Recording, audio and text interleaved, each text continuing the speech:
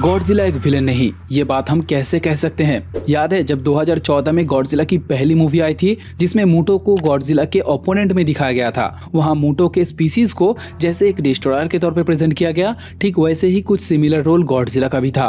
उसे भी ठीक उसी तरह से डिस्ट्रॉयर बना दिया गया जिसे इंसानियत की कोई फिक्र नहीं। नेचर को बचाने के लिए उसने बड़ी तबाही मचाई थी। अर्थक्वेक, सुनामी, यहाँ तक कि गोल्डन गेट ब्रिज भी डिस्ट्रॉय हो गया था जिसमें बहुत लोग मारे गए, बहुतों ने अपनों को खो दिया, लोग टेरराइज हो गए थे। इन सब का रीजन गॉडजिला को दिखाया गया, लेकिन एक्चुअल में इन सब कैजुअलिटीज के पीछे किसी और का हाथ था, जिसे सुनने के बाद बहुत लोग इसे एडमायर करेंगे एंड बहुत लोग इससे हो सकता है डिनाई भी करे। लेकिन आज की इस वीडियो में हम इसी टॉपिक को लेकर बात करेंगे कि Godzilla was not a villain.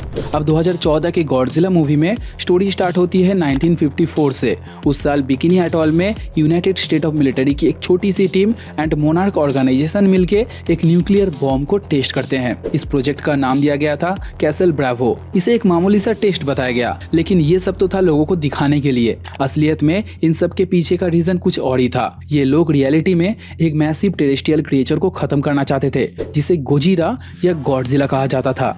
उसके बाद कहानी आगे बढ़ती है 1999 में, जब फिलीपींस के एक माइनिंग साइट में माइनिंग करते हुए वहां के मजदूर एक रेडिएशन से लेस एरिया को डिस्कवर करते हैं। वहां पर उनको यूरेनियम मिल सकता है ऐसा सोच के वो लोग बड़ी बड़ी क्रेन्स एंड माइनिंग मशीन्स को इकट्ठा करने लगे, जिससे उस एरिया की जमीन अंडरग्राउंड एक गुफा के अंदर कोलैप्स हो गई, जहां बाद में उन्हें जमीन के नीचे एक मैसिव अनआइडेंटिफाइड क्रिएचर की फॉसिल मिली, जिसका स्ट्रक्चर दिखने में बहुत हद तक गॉडजिला की तरह ही था। अब उसे एग्जामिन करने के लिए एंड डेटा कलेक्ट करने के लिए मोनार्क ऑर्गेनाइजेशन से एक टीम को वहां भेजा गया, जिसको लीड कर रहे थे मोनार्क के representative doctor Serizawa and doctor Graham. उन्हें एक्सपीडिशन के दौरान ये पता चला कि ये फॉसिल किसी और की नहीं बल्कि गॉडजिला का ही सिमिलर स्पीसीज डैगॉन का हो सकता है, जिसके बारे में हमें बाद में कॉमिक्स में पता चला कि 11वीं सेंचुरी में डैगॉन एंड मूटो प्राइम की एक बड़ी फाइट हुई थी, जिसमें डैगॉन के साथ फाइट करने के दौरान मूटो ने डैगॉन के शरीर में अपना पैरासिटिक एग डाल दिया, जिससे टाइम बाय टाइम धीरे धीरे डैगॉन की डेथ हो गई। अब वो दोनों एग्स डैगॉन के शरीर में से प्रोटीन्स एंड विटामिन्स एब्जॉर्ब करके बड़े होने लगे, जिससे एक अंडा 1999 में ऑलरेडी हैच होके जंजीरा पावर प्लांट की तरफ चला गया था एंड दूसरे अनहैच्ड एग को ऑब्जर्वेशन के लिए यूका माउंटेन के अंदर न्यूक्लियर वेस्ट रिपोजिटरी नेवाडा में स्टोर किया गया, जिसके अगले ही दिन जापान के टोक्यो इलाके में जंजीरा पावर प्लांट के आसपास लगातार अर्थक्वेक आने शुरू हुए, जिसके चलते जंजीरा पावर प्लांट उसी दिन कोलैप्स हो जाता है एंड इसमें सैंड्रा बॉडी एंड उनके टीम की डेथ भी हो जाती है। इनके अलावा भी बहुत लोग मारे गए थे इसमें। फिर जापान की गवर्नमेंट उस एरिया को इवैक्यूएट करके वहां पे क्वारंटाइन घोषित कर देती है, जहां इस ट्रेजेडी का रीजन बताया जाता है अर्थक्वेक, जो कि असलियत में इलेक्ट्रोमैग्नेटिक पल्स के कारण हुआ था। इन मैग्नेटिक पल्स के जरिए मूटो अपने बीच कम्युनिकेट कर रहे थे। जो क्रिएचर फिलीपीन से भाग गया था उसने अपने आप को फीड करने के लिए जंजीरा पावर प्लांट के अंडर शेल्टर लिया एंड अपने पार्टनर से कम्युनिकेट करने के लिए लगातार इलेक्ट्रोमैग्नेटिक पल्स रिलीज करने लगा। अब इसी रीजन से पावर प्लांट कोलैप्स हो गया था, जिसके बाद स्टोरी आगे बढ़ती है 2014 में। इस साल वो दोनों एग्स अपने एडल्ट फॉर्म में आके पूरी तरह से हैच हो गए एंड अपने स्पीसीज को एक्सपैंड करने के लिए एंड खुद को फीड करने के लिए चारों तरफ तबाही मचाने लगे एंड उसी समय नेचर के बैलेंस को प्रोटेक्ट करने के लिए एंट्री होती है गॉडजिला की। अब उस दिन गॉडजिला फर्स्ट एवर मैनकाइंड के सामने आया था। इस एक दिन में जो तहलका मचाया था उसने, वो जापान के हिस्ट्री में किसी ने भी नहीं देखा था।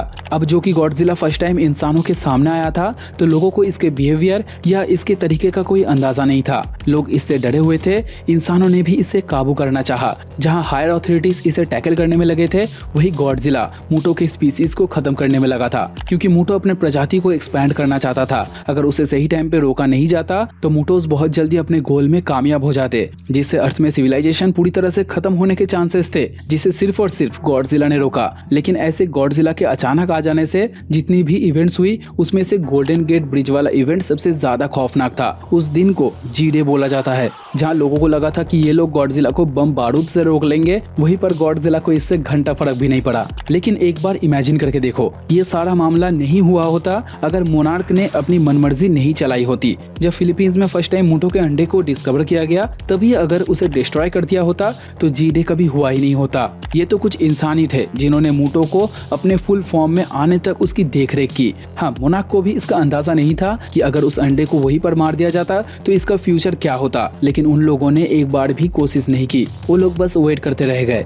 इस सब में मेन उंगली उठेगी डॉक्टर सेरिज़ावा के ऊपर, क्योंकि उनके ही देखरेख में ये सारे ऑर्डर फॉलो किए गए थे। गॉडजिला तो बस नेचर को बचाना चाहता था, अपने किंग ऑफ द मॉन्स्टर के रोल को निभा रहा था, लेकिन इंसान ही वो रीजन थे जिसके लिए ये इवेंट्स हुआ। अब इस बारे में तुम्हारा ओपिनियन क्या है? तुम्हें क्या लगता है? मुझे कमेंट करके जरूर बताना। एंड वीडियो पसंद आए तो लाइक करते हुए जाना। एम करते हैं 10 लाइक का, बस 10 लाइक कर देना। बात करते हैं नेक्स्ट वीडियो में, तब तक टाटा।